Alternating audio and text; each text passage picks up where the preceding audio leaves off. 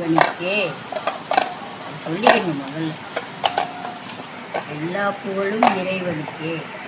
இது வந்து ஒரு கப்பு ரவையை வச்சு, ஒரு கப்பு கோதுமை மாவு வச்சு, ஒரு முட்டையை வச்சு ஒரு கஜூர் மாதிரி செஞ்சு காமிக்கிறேன்.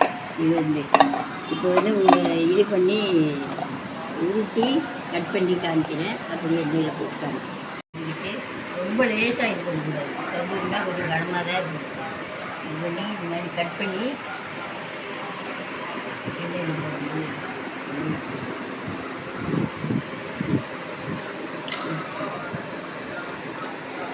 இது வந்து கோதுமை மாவு இது பண்ணி முட்டையை ஊற்றி டால்டா கொஞ்சம் எண்ணெய் கொஞ்சம் சூடு பண்ணி உப்பு சர்க்கரை வந்து ஒரு கப்பு அதையும் போட்டு நல்லா மிக்ஸ் பண்ணி பிசைஞ்சிக்கிட்டு இந்த மாதிரி கொஞ்ச நேரம் ஊற வச்சிடணும். ஊற வச்சுட்டு அதுக்கப்புறம் இந்த மாதிரி கட் பண்ணி எண்ணெயில் போட்டு எடுக்கணும். எண்ணெயில் போட்டு எடுத்து காமிக்கிறேன்.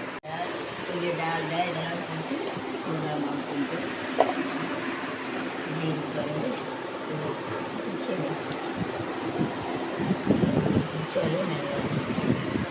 நல்லாயிருக்கும், டேஸ்ட்டாகவும் இருக்கும்.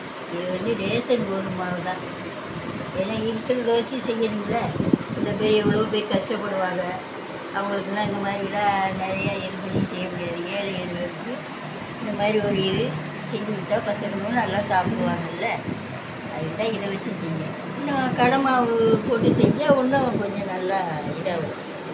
ஆனால் சாப்பிட்டா நல்லா பாருங்க, இதுவோ நல்லா இதாக சாப்பிடுவோம்.